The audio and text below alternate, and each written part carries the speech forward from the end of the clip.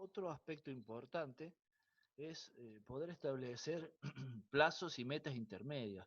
No, a ver, está bien tener un panorama claro de hacia dónde uno quiere ir, cuál es la meta final, pero para que no se haga tan lejano, para tener más presente la hoja de ruta, se hace muy necesario establecer paradas intermedias en eso, ¿no? Es decir, bueno, qué plazos y qué metas uno se pone para el primer año, para el segundo, para el tercero, para el quinto, para lo que sea, ¿no?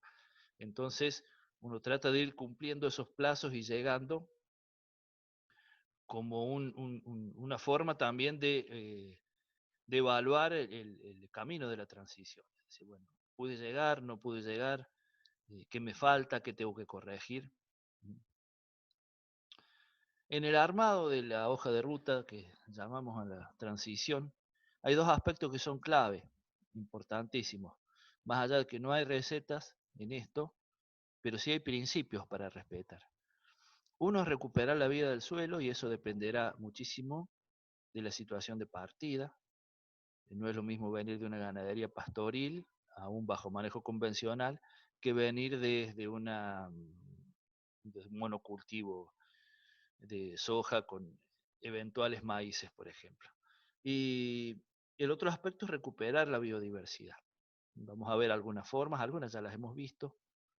Regenerar los suelos, bueno, la clase siguiente se va a tratar de eso, no voy a abundar entonces aquí, pero hay muchas formas de recuperar la vida perdida en el suelo, eh, la visible y la no visible, la macrobiológica y la microbiológica. ¿Sí? Muchas formas que tienen que ver con el ingreso de animales o de bioles, en este caso.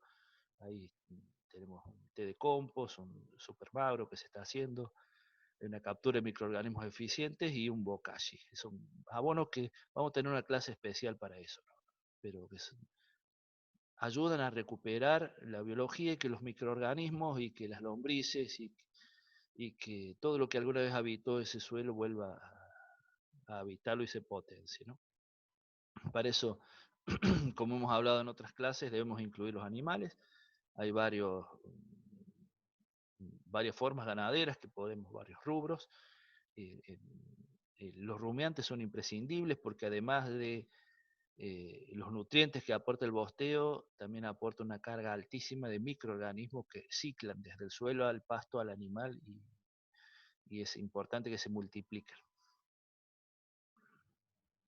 Estos son, bueno, ovejas en viñedos, ovejas en plantaciones de hierba, el mate en Adele María con su pastoreo racional Boacén, que ya hemos visto. Esta es una experiencia aquí cerquita de Río Cuarto, que hoy la está siguiendo la asesoría de la consultora Ubuntu, eh, Fernando Nubizardi, que ahí lo ven. Mi compañero de trabajo en Villa María junto con Germán Cravero. eh, Están acompañando esta experiencia y en un principio lo que decidimos, esta fue una recomendación mía, como este campo lleva tantos años sin el ingreso de un animal, decidimos agregar ese estiércol que no se tuvo. Para empezar, es un lote chiquito que se empezó una experiencia eh, con una experiencia de agroecología. ¿Sí? Y bueno, así que ahí ven las pilas de estiércol animal que fueron desparramadas después en todo el lote. Bueno, eso pasa a veces cuando hay muchos años de que no ingresó nada de estiércol. ¿Sí? Esto es una situación que hay que tratar de evitar, pero en la medida que uno no tenga animales, va a tener que recurrir a estas cosas, al aporte de bioles, al aporte de cultivo de servicio y en alguna ocasión el aporte de enmiendas de estiércol. Los árboles habrá que incorporar para potenciar la diversidad, varios planteos. Lo que ven aquí, esto es una hilera de caña de azúcar, pero está entre hileras de árboles, en este caso eucalipto.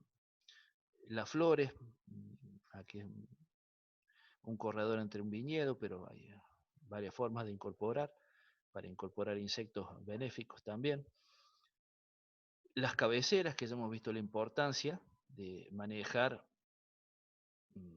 las cabeceras y los márgenes como corredores biológicos. Hay que promover y potenciar la polinización, que es lo que permite que una flor desarrolle un fruto, algo así de sencillo, pero necesitamos los polinizadores para eso en la mayoría de las especies. Hay campos que incorporan la apicultura con muchísimo éxito, la abeja es un gran polinizador, pero también hay muchos polinizadores silvestres que para eso necesitan de la biodiversidad para vivir. Hacer una diversificación compleja en la medida de lo posible en el espacio y en el tiempo, ¿sí? Rotar en el tiempo y en el mismo espacio también tener una buena cantidad de actividades, tanto las que el manejo permite, ¿no? También hay un límite en la complejidad. Si la cantidad de actividades es tal que el manejo empieza a perder eficiencia, bueno, hay que reevaluarlo, pero hasta donde uno pueda manejar hay que tratar de, de incluir actividades. La diversificación intralote, esto ya lo hemos conversado también. Podemos sembrar más de una especie en el mismo lote. En este caso, los maíces y las calabazas o las franjas de cultivo. Acá están los ajos de Raúl Fermanelli entre una franja de papas y una franja de trigo. Cuando el lote es más grande, la diversificación se puede hacer en franjas. Él siembra 3 variedades de ajo. Esta es son un cultivo en franjas perdón, de soja y maíz intercalado. Después tuvo unos rendimientos muy buenos este lote. ¿Sí? Eh, bueno, es simplemente eso, en vez de hacer una mitad del lote o un lote de maíz y otro de soja, sembrarlo en franjas, eso aporta mucho a la diversidad, ¿no? Las pasturas polifíticas también. Y vamos a empezar a considerar algunos cambios que se dan a medida que uno va avanzando en el proceso de la transición. Hay cambios del orden general, que tiene que ver con que hay más número de especies cultivadas, lo que trae una mayor complejidad. Los ciclos de rotaciones se hacen más complejos y más largos. O sea, ya no se piensa en un año, no se piensa en 2 años, sino que se piensa en 5, 8, 10, 12 años o más para planificar. Eh, se promueve un balance, se empieza a dar un balance entre la relación agricultura y ganadería, un balance en la importancia y a la cantidad de hectáreas ocupadas. Eso es un proceso que se da a medida que se avanza en el proceso de la transición.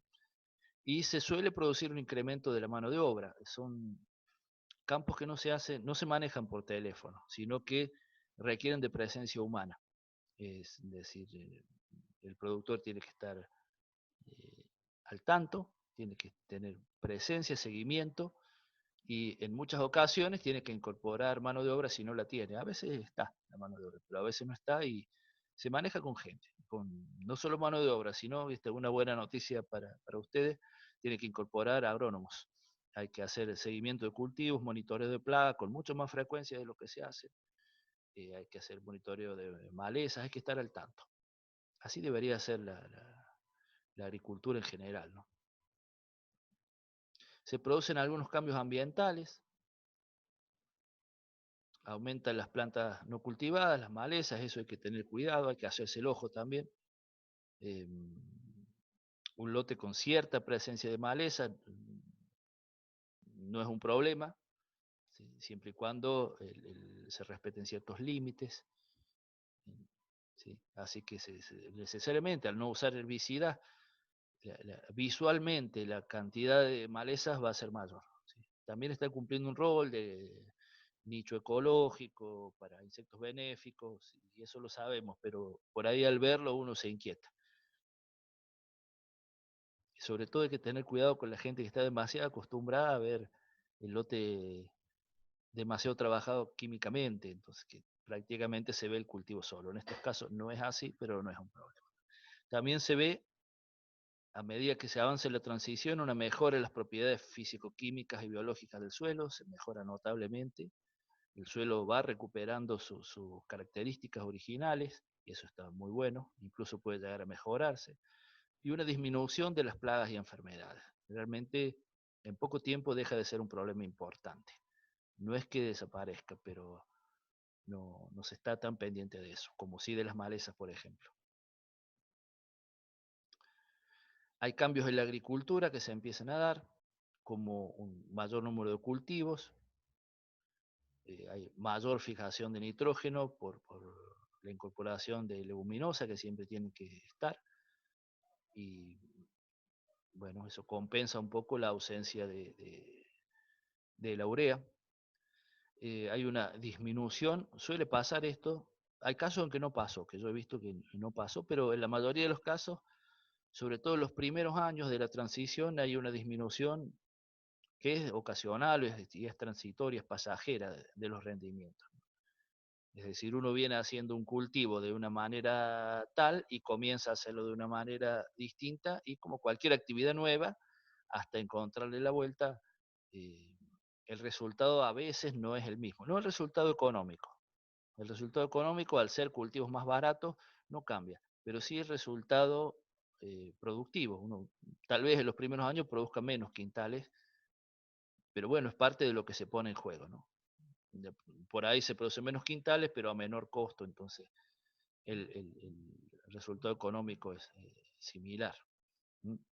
Hay una disminución del tamaño de lotes, al haber más actividades se trabaja en unidades de rotación más chicas, y hay una sustitución o eliminación que suele ser gradual de los insumos. En algunos casos al principio se cuesta dejar de usar herbicidas, por ejemplo, en otros casos no, directamente eh, se dejan de usar, o hay una forma en que en particular a nosotros nos gusta, que se dejan de usar en una fracción pequeña del campo. Entonces se va aprendiendo de lo que pasa en esa fracción, y después esa proporción del campo, que en un principio era chiquita, se va agrandando. Cada vez es más porcentaje del campo que no usa insumos químicos.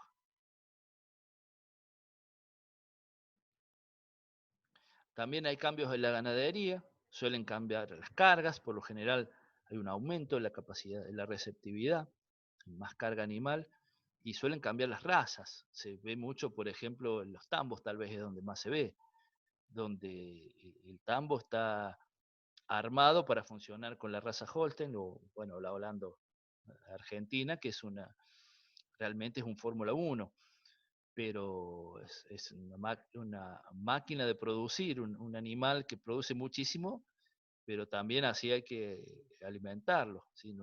Entonces tal vez para los tambos bajo manejo agroecológico requieren de unos cruzamientos con razas que son de menor tamaño y que son más rústicas y más preparadas para producir en pasturas consociadas, por ejemplo, donde incluyan un buen porcentaje de gramíneas, no solamente a pasturas de monocultivos de alfalfa. Entonces hay cambios no solo en las cargas, sino en las razas también animales. Y también, bueno, salimos de los monocultivos de pasto y cambiamos la composición de las praderas. Se empieza a trabajar con pasturas polifíticas en los que, bueno, empiezan a convivir varios pastos que a lo mejor el productor nunca sembró, pero que, bueno, conviven con las leguminosas que habitualmente se sembran. Estamos demasiado acostumbrados en nuestra zona a la alfalfa, que es un cultivo que concentra su producción en verano, si bien puede producir en todo el año, y la avena como verdeo de invierno. Eso cambia.